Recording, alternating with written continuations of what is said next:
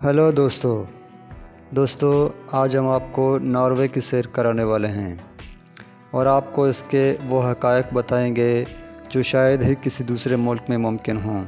Norway जहां 6 महीने दिन और 6 महीने रात होती है। नॉर्वे की छोटी बड़ी कम्युनिटी पाकिस्तानी हैं। नॉर्वे में कैदियों के पास वो सहूलतें हैं जो दुनिया की किसी दूसरे मुल्क में नहीं। टेलीनॉर पाकिस्तान का आबाई मुल्क भी नॉर्वे है। वीडियो की तफसील में जाने से पहले अगर आपने अब तक हमारा चैनल सब्सक्राइब नहीं किया है तो प्लीज़ चैनल को सब्सक्राइब करके बेल आइकन को भी प्रेस कर दें।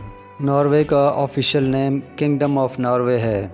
नॉर्वे का कैपिटल ओस्लो है और इसका सबसे बड़ा शहर भी।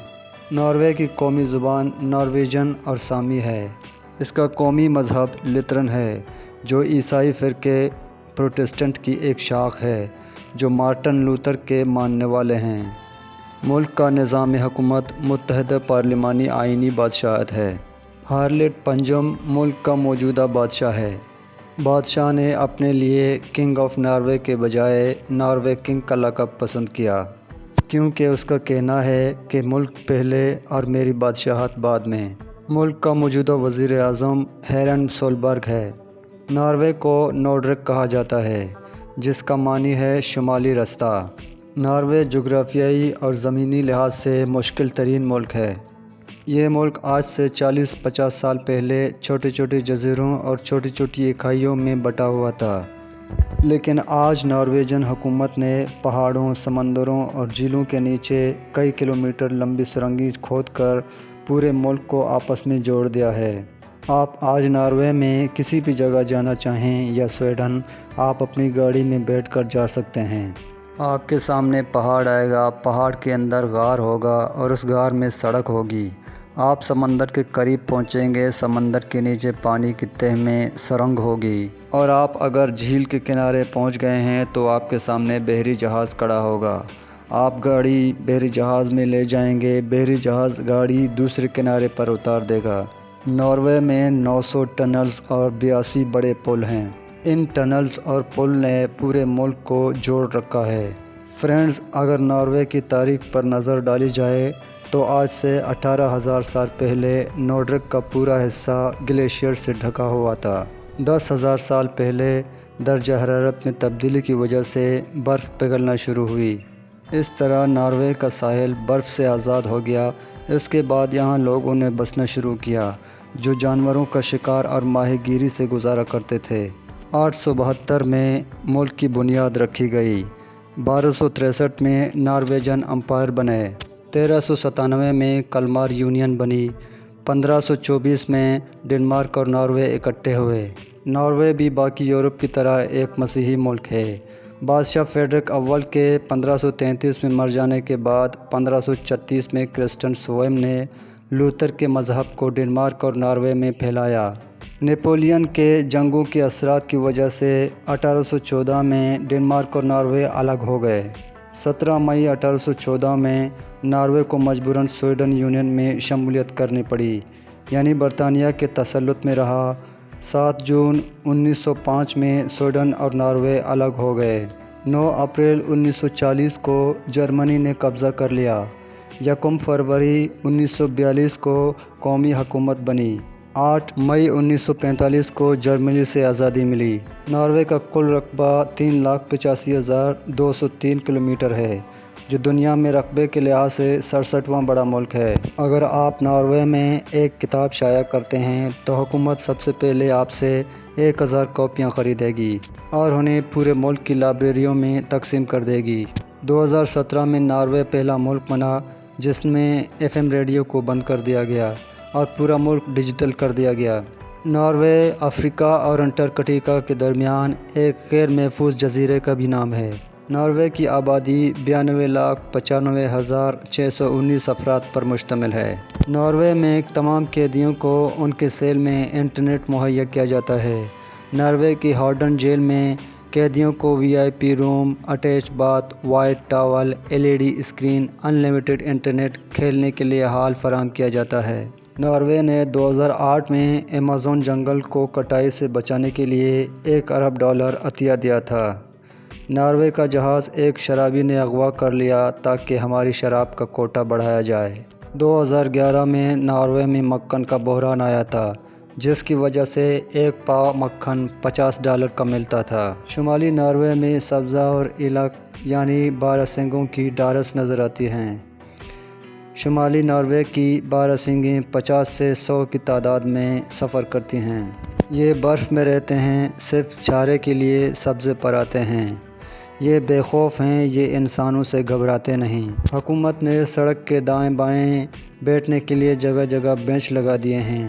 سڑک کے کنارے چھوٹے چھوٹے پکنک اسپاٹ بھی ہیں۔ اگر ناروے کی معیشت کی بات کی جائے تو ناروے کا GDP $443 ارب ہے، جو دنیا کی 22ویں نمبر کی مضبوط ترین معیشت ہے۔ شمالی ناروے کے ایک گاؤں روزویا میں 25 ستمبر سے 18 مارچ تک 175 دن تک سورج نظر نہیں آتا۔ 24 گھنٹے مسلسل اندھیرا رہتا ہے۔ آپ رات کے وقت بھی باہر نکلیں تو ہاتھ سے ہاتھ سجائی نہیں دیتا۔ 25 ستمبر کو سورج واپس آتا ہے اور قطب شمالی کے لوگ سورج کی واپسی کا تہوار مناتے ہیں، اور پھر یہ سورج اگلے 25 ستمبر تک ڈوبتا نہیں۔ ان 175 دنوں میں 20 جون سے 20 جولائی کے دوران مڈ نائٹ سن رہتا ہے۔ ترمسو ایک درمیانے سائز کا جزیرہ ہے۔ سورج اس شہر میں جگمگاتا ہے۔ اس شہر میں مشرق اور مغرب کی تمیز ممکن نہیں۔ سورج چھتوں تک پہنچتا نہیں، یہ صرف کھڑکیوں دروازوں پر دستک دے کر آگے بڑھ جاتا ہے۔ نارتھ پول یعنی قطب شمالی دراصل زمین کی چھت ہے۔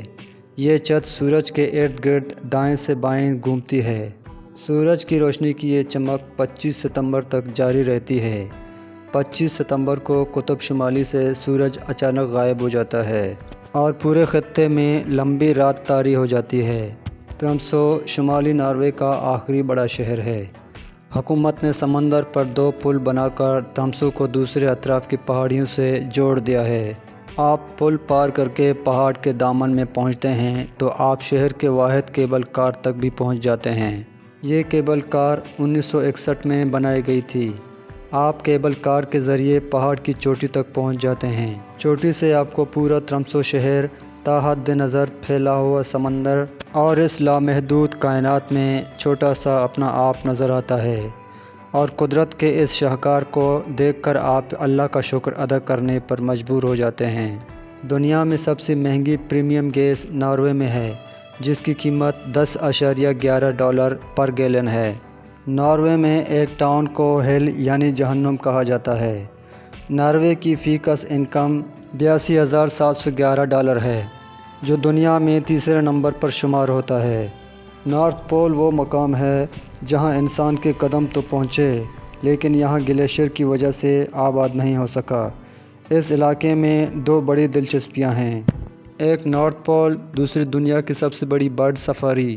سوار کا گاؤں سمندر کے کنارے آباد ہے۔ اس کی آبادی 120 لوگوں پر مشتمل ہے۔ سوار سے چھوٹے بحری جہاز چلتے ہیں۔ 10 منٹ کے بحری مسافت پر 3 درمیانے سائز کی پہاڑی ہیں۔ پہاڑیوں میں تقریباً 10 لاکھ سے زیادہ چھوٹے بڑے سوراخ ہیں۔ یہ سوراخ قدرتی گھونسلے ہیں۔ چنانچہ ہر سال سائبیریا اور قطب شمالی سے لاکھوں پرندے یہاں آتے ہیں۔ گرمیوں میں 190 نسلوں کے کم و بیش 30 لاکھ پرندے یہاں آتے ہیں۔ یہ دنیا میں پرندوں کا سب سے بڑا ذخیرہ ہے۔ یہ پرندے پہاڑوں پر سفید، سیاہ اور گرے دکھائی دیتے ہیں۔ یہ سارے رنگ پرندوں کی وجہ سے ہیں۔ یہاں کالے عقاب کی ایک نسل بھی پائی جاتی ہے۔ حکومت 15 جولائی کے بعد ان پہاڑوں پر جانے پر پابندی لگا دیتی ہے۔ پرندے 15 جون کے بعد انڈا سیکھتے ہیں۔ چنانچہ حکومت کا خیال ہے کہ انسانوں کو اس موسم میں پرندوں کو تنگ نہیں کرنا چاہیے۔ ناروے کی کرنسی کو نارویجن کرون کہا جاتا ہے۔ ناروے ٹائم کے لحاظ سے پاکستان سے 3 گھنٹے پیچھے ہے۔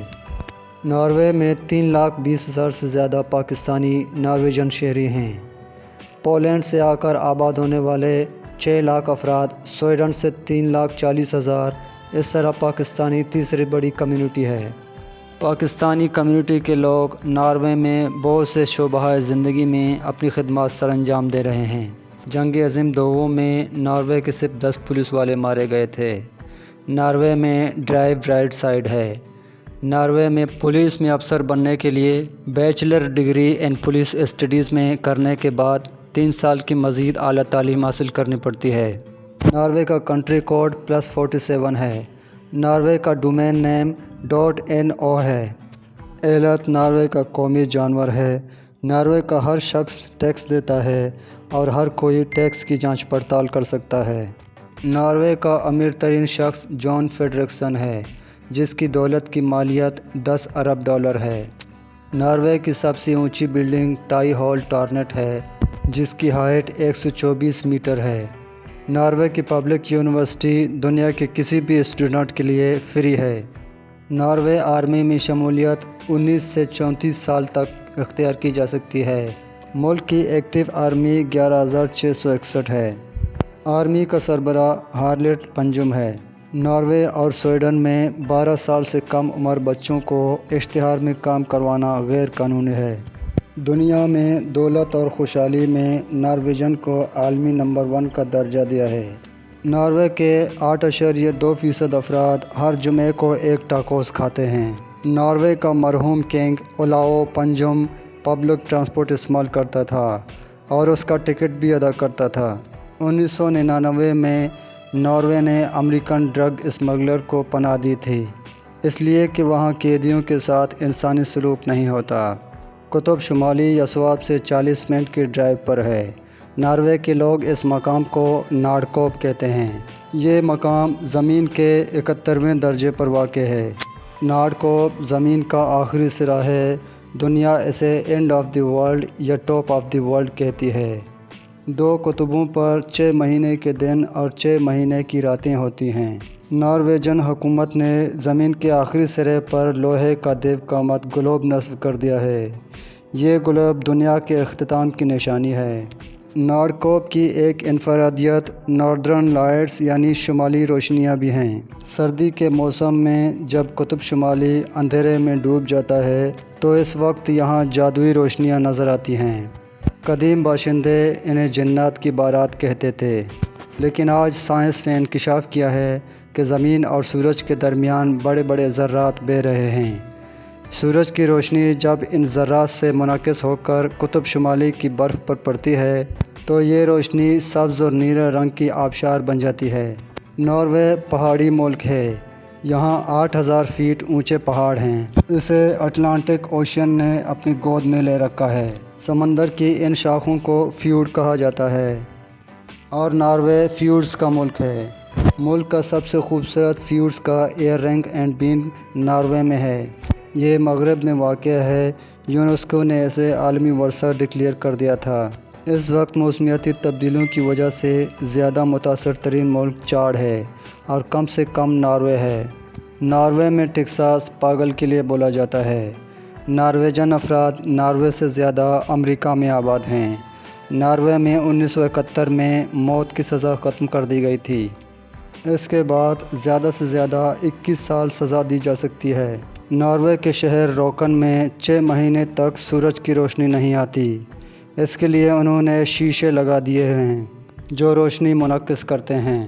ناروے کا بوئے جزیرہ 1739 میں دریافت ہوا، لیکن پھر 69 سال غائب رہا۔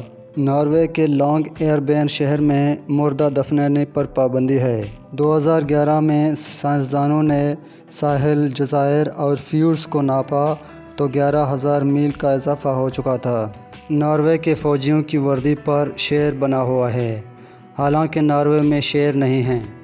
ہارلٹ وہ پہلا بادشاہ تھا جس نے ڈنمارک، ناروے اور سویڈن کو ایک ریاست بنایا۔ ہارلٹ کو گیدا نامی ایک لڑکی سے پیار ہو گیا تھا۔ اس وقت ملک کے کئی حصے تھے جس کا الگ الگ حکمران تھا۔